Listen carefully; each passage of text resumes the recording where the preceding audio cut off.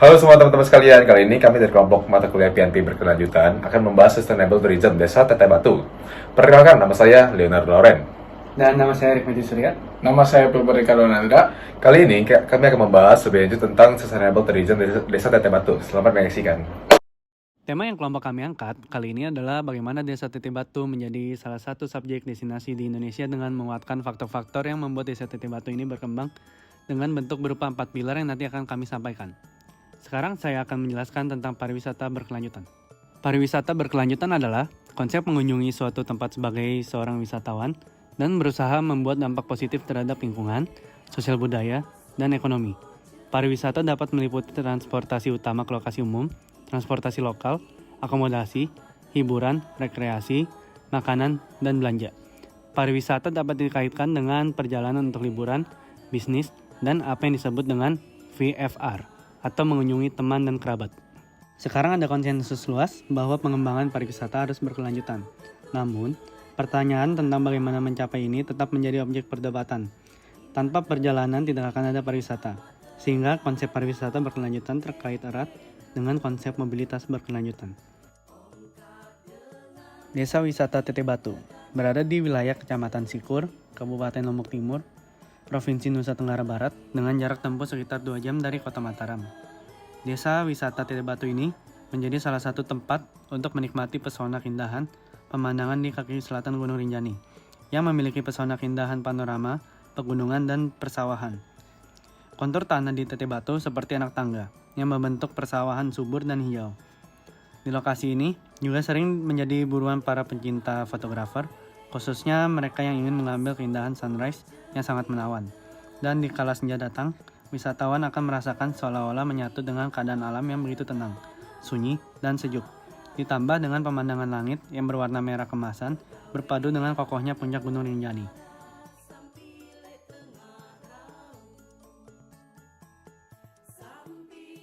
Desa Wisata Teteh Batu merupakan salah satu daerah penghasil tembakau terbaik. Selain itu, desa ini juga terdapat perkebunan tanaman hortikultura andalan berupa komoditas buah pala. Salah satu produk olahannya yang siap dikonsumsi atau dijadikan buah tangan atau oleh-oleh adalah manisan buah pala. Manisan ini memiliki efek samping mengantuk. Jadi setelah seharian menjelajahi Teteh Batu, beristirahat akan lebih tenang dengan mengkonsumsi manisan buah pala yang berfungsi sebagai obat tidur alami. Pengembangan pariwisata harus dilihat dalam satu kesatuan upaya untuk memajukan pariwisata. Keempat pilar tak dapat berdiri sendiri-sendiri karena satu dan lainnya saling berpengaruh. Aspek kelembagaan dapat memengaruhi semua aspek lain. Pengembangan, destinasi, dan industri tertentu akan berpengaruh terhadap pencapaian tujuan pemasaran. Dalam hal ini, pembangunan pariwisata Indonesia diharapkan dapat menjadikan sebagai destinasi wisata nasional atau internasional yang berkelanjutan. Meningkatkan posisi Indonesia di pasar internasional maupun nasional sehingga jumlah kunjungan akan meningkat. Memberikan kesempatan bagi industri pariwisataan sebagai penopang aktivitas wisata untuk berkembang menjadi industri yang tidak hanya memberikan manfaat ekonomi bagi pengusaha atau pemilik usaha, tetapi juga bagi pekerja dan masyarakat luas. Dan dari ketiga hal tersebut, menumbuh kembangkan suatu sistem kelembagaan yang ditopang oleh sumber daya manusia yang kompeten melalui regulasi yang ditegakkan secara efektif. Keempat pilar tersebut mempunyai keterkaitan satu sama lain yang tak terpisahkan. Pada tingkat nasional, pemerintah masih memakai jumlah kunjungan sebagai sasaran untuk mewakili tolak ukur keberhasilan. Meskipun demikian, jumlah kunjungan tersebut tergantung pada bukan hanya keberhasilan pemasaran atau promosi, melainkan juga keberhasilan upaya pengembangan destinasi, industri, serta kelembagaannya, seperti manusia, aturan, dan organisasinya. Untuk mencapai tujuan pembangunan kepariwisataan secara nasional, keempat pilar harus dikembangkan secara terpadu. Meski sampai dengan saat ini, jumlah wisatawan masih menjadi ukuran keberhasilan.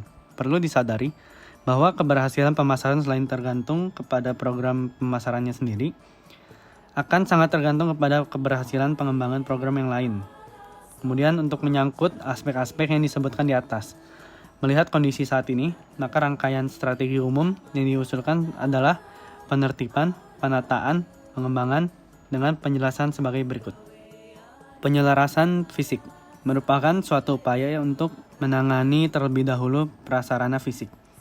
Prasarana setempat yang mulai atau sudah rusak, sampah, beberapa jalan menuju daya tarik yang belum bertanda, sarana akomodasi yang tersedia, namun dengan kondisi yang mulai menurun.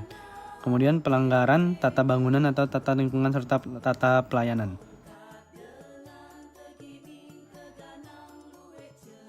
Penataan, memanfaatkan apa yang sudah ada atau yang sudah dibangun, namun belum ada atau kurang berfungsi. Maksud kegiatan penataan adalah untuk mengembangkan dan mengelola hasil pembangunan yang lalu atau meningkatkan kemanfaatan dan fungsi suatu area atau kawasan untuk berbagai kepentingan masyarakat maupun wisatawan. Prinsipnya adalah sedikit mungkin melakukan pembongkaran bila tidak menimbulkan ancaman atau dampak yang serius.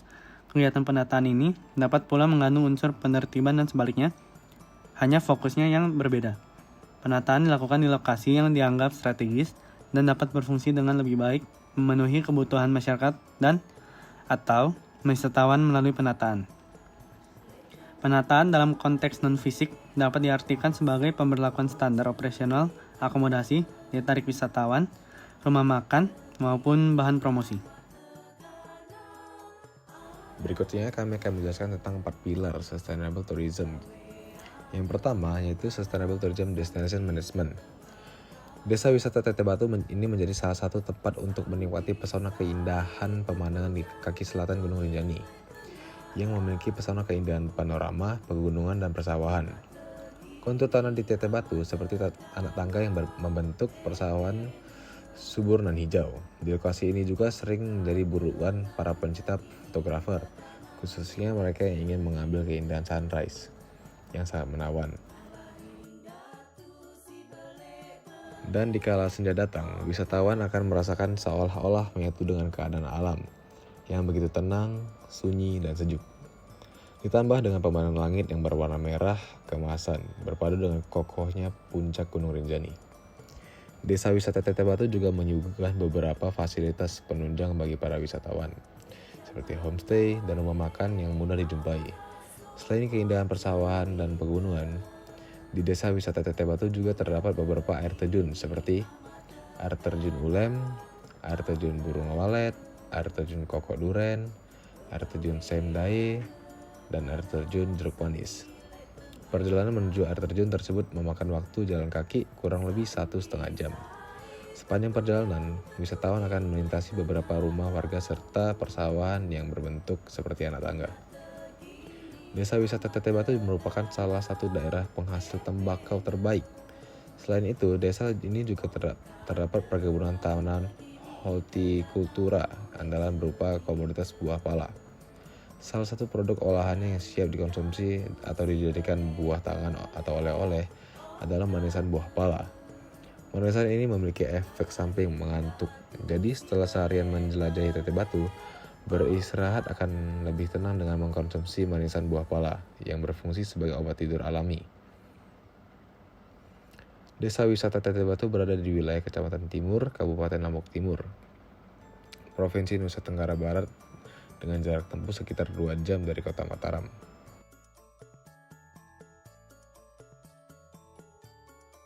Berikutnya adalah pilar kedua. Pilar kedua yaitu Economic Utilization for Local Communities. Di pilar ini akan dijelaskan bagaimana desa Teteh Batu membangun perekonomian di dalam desa. Sumber penghasilan kebanyakan penduduk setempat di desa Teteh Batu adalah bertani. Namun karena desa Teteh Batu sudah menjadi area destinasi para turis, maka mata pencarian desa Teteh Batu bertambah, yaitu dengan memproduksi dan menjual souvenir kepada para turis yang berkunjung ke desa Teteh Batu. Juga di desa Teteh Batu telah membangun fasilitas hiburan bagi para turis, yaitu balai pertemuan, kafetaria, jungle trekking, kios souvenir, berbagai kuliner, musola, outbound, selfie area, tempat makan, dan wifi area. Dikarenakan zaman yang sudah sangat berkembang, maka desa Teteh Batu juga mengikuti perkembangannya zaman dengan membangun fasilitas yang seperti sudah saya bagikan tadi. Dan juga dikarenakan banyak turis yang ingin pergi ke desa Teteh Batu, maka banyak perusahaan travel agent yang membuat paket mereka sendiri untuk berkunjung ke desa Teteh Batu. Selanjutnya, pilar ketiga, Cultural Conservation for the Community and Visitor. Terdapat TK pariwisata di Teteh Batu sangatlah unik, karena di sana isinya bukan cuma warga lokal, tapi anak-anak bule yang berlibur di sana. Karena itu, didirikanlah TK Pariwisata yang mengajarkan toleransi dan perbedaan sejak dini. Pengajaran juga berasal dari relawan yang lagi liburan di sana. Selanjutnya, ada Al-Quran bertulis tangan. Ada sebuah Al-Quran kuno di Teteh Batu, tepatnya di Balai Maling. Al-Quran ini unik karena ditulis tangan sehingga tulisannya berbeda setiap lembarnya. Tak hanya itu, Al-Quran ini juga misterius. Menurut tokoh desa, Al-Quran ini dititipkan oleh seseorang kepada nenek moyang mereka. Suatu saat nanti, sang pemilik akan mengambilnya kembali. Selanjutnya, pemilik homestay orang lokal. Inilah yang membuat Teteh Batu berbeda di tempat wisata lainnya. Di desa ini hanya orang Sasaklah yang boleh membuka homestay, sehingga warganya sejahtera tanpa ada saingan dari investor asing. Yang keempat, environmental conservation. Hutan tropis Teteh Batu membantu menstabilkan iklim dunia dengan menyerap karbon dioksida dari atmosfer. Pembuangan karbon dioksida ke atmosfer diyakini berpengaruh terhadap perubahan iklim melalui pemanasan global. Oleh karena itu, hujan Teteh Batu memiliki peran penting dalam mengatasi pemanasan global hari ini. Selain itu, hutan Selatan Rinjani di Teteh Batu merupakan rumah bagi flora dan fauna endemik nasional. Selanjutnya, keindahan bentang alam, perkebunan, pertanian, peternakan, perbukitan, air terjun, budaya, seni, dan tradisi yang masih melekat dalam kehidupan masyarakat sehari-hari menjadi panduan nilai yang sangat tinggi untuk dilestarikan, dijaga, dan dirawat dengan langkah awal pelibatan masyarakat. Dalam aspek ini, masyarakat sangat ramah dan terbuka terhadap pengunjung. Layanan inilah yang kemudian menjadi nilai tambah yang membuat pengunjung nyaman dan aman. Alhasil, tak sedikit tamu yang menjadikan tuan rumah sebagai ayah atau ibu angkat sendiri di Teteh Batu dan sering kembali berkunjung. Selanjutnya, kesimpulan. Kesimpulannya, dengan apa yang kita bahas di sini, semoga bermanfaat untuk kita semua. Dan untuk Desa Teteh Batu, semoga tetap menjadi desa pariwisata terbaik di Indonesia maupun di dunia. Terima kasih.